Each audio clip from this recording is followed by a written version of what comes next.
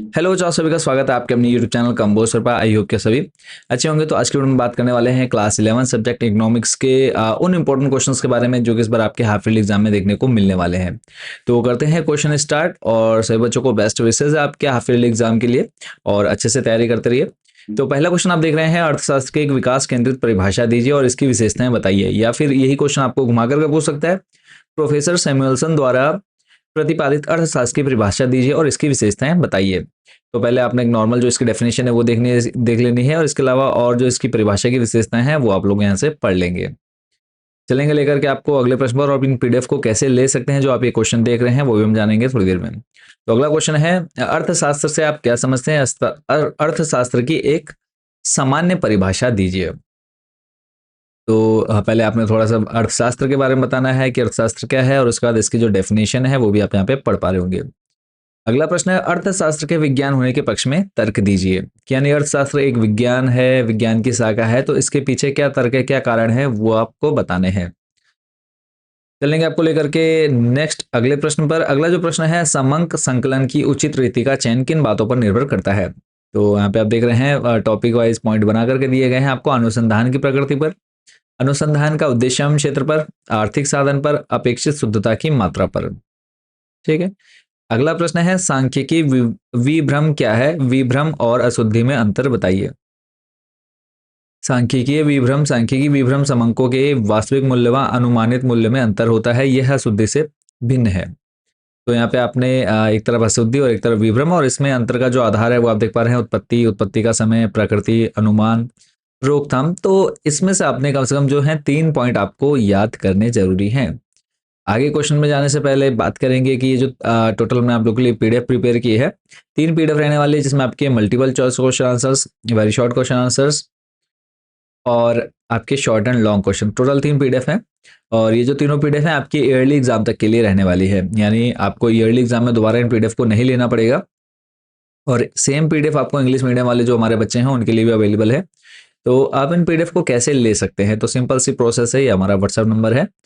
एक तो आप हमारे व्हाट्सएप नंबर पर भी डायरेक्ट कांटेक्ट करके ले सकते हैं। यहाँ पर आपको सिर्फ अपनी क्लास, सब्जेक्ट और मीडियम बताना है। ये 3 चीज़ें बता दी, हम आपको एक क्यूआर कोड सेंड कर देंगे।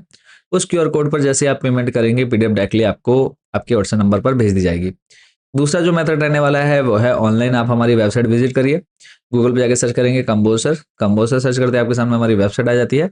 यहाँ आने के बाद नेक्स्ट आपने थोड़ा सा नीचे स्लाइड करना ऑप्शन आपको मिल जाता है, यहाँ पे half yearly important question 2025-26 click करेंगे। क्लास 11 सिलेक्ट करना है, यहाँ से 11th में आने के बाद आपको यहाँ पर थोड़ा सा नीचे आना है, सब्जेक्ट मिल जाता है इकोनॉमिक्स या फिर अर्थशास्त्र, यहाँ क्लिक करेंगे। क्लिक करने के बाद नेक्स्ट यहाँ पे आपको हिंदी मीडियम, इंग्लिश मीडियम दोनों ऑप्शन जो है वो देखने को मिलते हैं। तो आपने फिलहाल अभी हम हिंदी मीडियम वाले क्वेश्चंस की बात करेंगे, तो यहाँ पे हिंदी मीडियम वाले आपके तीनों पीडीएफ जो है आपको देखने को मिल जाती है। तो यहाँ पर जो है आपने सिंपली ऐड टू कार्ड पर क्लिक कर देना है, और जो जो पीडीएफ आपको लेनी है वो आप कार्ड में ऐड कर लेंगे। उसके बाद नेक्स्ट आपसे थोड़ी सी डिटेल मांगी जाएगी, आपका नेम वगैरह, तो वो आपने फिल करके प्रोसीड टू चेकआउट, और उसके बाद पेमेंट कर देनी है। पेमेंट होते ही आपको डाउनलोड का ऑप्शन मिल जाता है। तो चलेंगे लेकर के आपको अगले प्रश्न पर। अगला प्रश्न है, क्वेश्चन है, इनमें कौन सी त्रुटि अधिक गंभीर है और क्यों? प्रतिचयन त्रुटि या फिर अप्रतिचयन त्रुटि? तो प्रतिचयन त्रुटि क्या है? तो प्रतिचयन त्रुटियां परिदृश्य आकलन और समष्टि विशेष के वास्तविक मूल्य जैसे औसत आय आदि के बीच अंतर प्रकट करती है। यह त्रुटि तब सामने आती है जब आप समष्टि से प्राप्त किए गए प्रतिदर्श का परीक्षण करते हैं। जैसे कि हम यहाँ पे देख पा रहे हैं, देहरादून के 5 कृषकों के आमदनी का उदाहरण लें। मान लें चर एक्स आमदनी के मापन, और उसके बाद आपको कुछ एग्जाम्पल दे रखे हैं, इनका औसत निकालेंगे तो 700 आता है। तो ठीक है, ये आपने पूरा डिटेल में देख लेना, और आप इजिली इन क्वेश्चंस को कर पाएंगे। अगला प्रश्न है, श्रृंखला या सीरीज को परिभाषित कीजिए। वेरी शॉर्ट, जो शॉर्ट टाइप क्वेश्चन आंसर्स है वो भी आपको यहाँ पर देखने को मिल जाते हैं। फिर है, संचय आवृत्ति क्या है? ये काफी बार बच्चों आपके प्रीवियस एग्जाम में पूछा गया क्वेश्चन है। वे आवृत्तियां जिन्हें वर्गानुसार अलग अलग ना रखकर संचय रूप से जोड़कर रखा जाता है, संचय आवृत्तियां कहलाती हैं। अगला है, खुले सिरे वाली श्रृंखला या ओपन एंड सीरीज से क्या आशय है? तो यहाँ पे आप देख पा रहे हैं, खुले सिरे वाली श्रृंखला वह श्रृंखला है जिसमें ना तो प्रथम वर्ग की निम्न सीमा दी हुई होती है, और ना ही अंतिम वर्ग की उच्च सीमा, अर्थात इसमें प्रथम वर्ग की निचली सीमा के स्थान पर से कम एवं अंतिम वर्ग की ऊपरी सीमा के स्थान पर से अधिक लिखा होता है। अगला प्रश्न है, मध्य मूल्य किसे कहते हैं? तो किसी वर्ग की ऊपरी सीमा व निचली सीमा के औसत मूल्य को मध्य मूल्य कहते हैं। जैसे 10 से 20 है तो इन दोनों को जोड़ देना और 2 से भाग दे देना है, तो जो आंसर आएगा वो इनका मध्य मूल्य होगा। ये जो क्वेश्चन आपका प्रीवियस एग्जाम्स में बच्चों काफी बार रिपीट हुआ है, चर किसे कहते हैं, या चर के प्रकार बताते हुए चर तथा गुण के बीच अंतर लिखिए। तो पहले आपने चर को डिफाइन कर देना है, फिर इसके जो प्रकार हैं, खंडित या विच्छिन्न या विविक्त चर।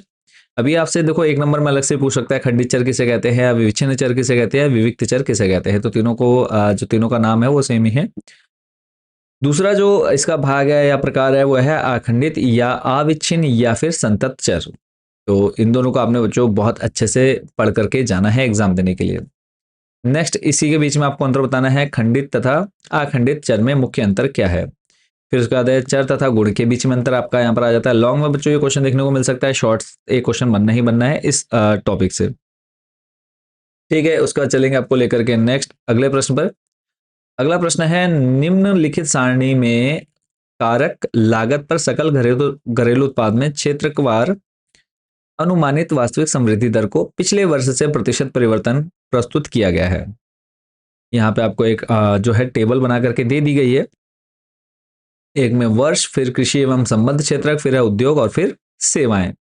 अब आपको यहाँ पर क्या करना है, उपयुक्त आंकड़ों का बहुकाल श्रेणी आरेख द्वारा प्रस्तुत करें। तो यहाँ पे आप देख रहे हैं जो डॉट बना हुआ है कृषि सहबद्ध क्षेत्रक हो गया, सर्कल के अंदर डॉट है उद्योग, ठीक है, यानी एक स्ट्रेट लाइन है, फिर उसका डॉट डॉट करके है, फिर प्लस करके और एक लाइन है वो सेवाएं हैं।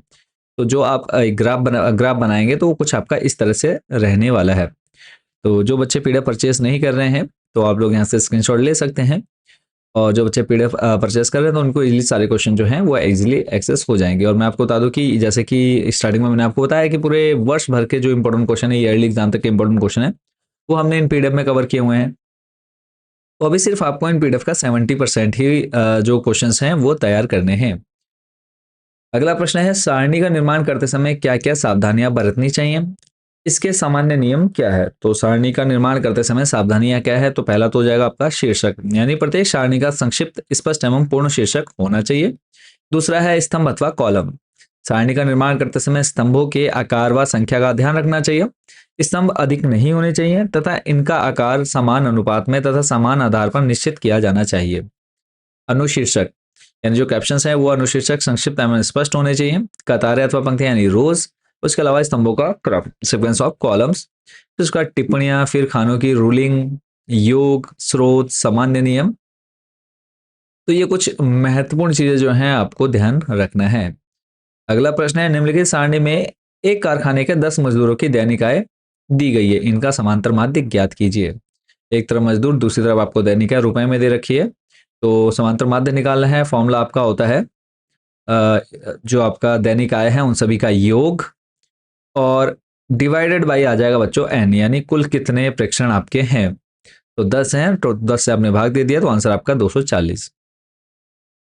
अगला प्रश्न है, निम्नलिखित तालिका से बहुलक ज्ञात कीजिए। यहाँ पे आपको वर्गांतर आवृत्ति दे रखी है और उसके बाद आपको निकालना क्या है, बहुलक वर्ग निकालना है। तो सिंपली आप यहाँ पे देख पा रहे होंगे, इसका स्क्रीनशॉट ले लीजिए और इसको आपने अच्छे से सॉल्व करना है। मेन देखो जो है बहुलक का फॉर्मूला है L1 plus F1 minus F0 divided by 2F1 minus F0 minus F2 into I. Class 10th में आप लोगों ने ये जो सांख्यिकी वाला चैप्टर है अगर आपने अच्छे से किया तो आपको यहाँ पर प्रॉब्लम बिल्कुल भी नहीं आने वाली है। तो ये थे आपके शॉर्ट एंड लॉन्ग क्वेश्चन। तो आगे बढ़ते हैं हम, कुछ सिलेक्टेड क्वेश्चन जो हैं मैं आपको यहाँ पर वेरी शॉर्ट भी दिखा देता हूँ, निश्चित उत्तरीय प्रश्न, ताकि जो बच्चे पीडीएफ परचेस नहीं कर सकते हैं तो आप लोग यहाँ से जल्दी जल्दी पढ़ लेंगे। तो मैं यहाँ पे कुछ 2-3 पेज जो हैं आपको यहाँ पर वेरी शॉर्ट क्वेश्चन आंसर्स के भी दिखा देता हूँ, आप चाहें तो उनका स्क्रीनशॉट ले लीजिए। बट इन क्वेश्चंस की जो प्रैक्टिस है वो आपने काफ़ी अच्छे से करनी है। तो फिलहाल आज की वीडियो में बस इतना ही। बाकी कोई डाउट, कोई क्वेश्चन आपके मन में है तो आप लोगों ने कमेंट सेक्शन में जरूर पूछ लेना है। और पीडीएफ लेने के लिए अगर आपको कोई भी प्रॉब्लम, कोई इशू आता है तो आप हमारे इस व्हाट्सएप नंबर पर कॉन्टैक्ट जरूर कर लीजिएगा। तो मिलेंगे बहुत जल्द नेक्स्ट वीडियो में अदर सब्जेक्ट के इंपॉर्टेंट क्वेश्चन के साथ। Thank you so much for watching this video.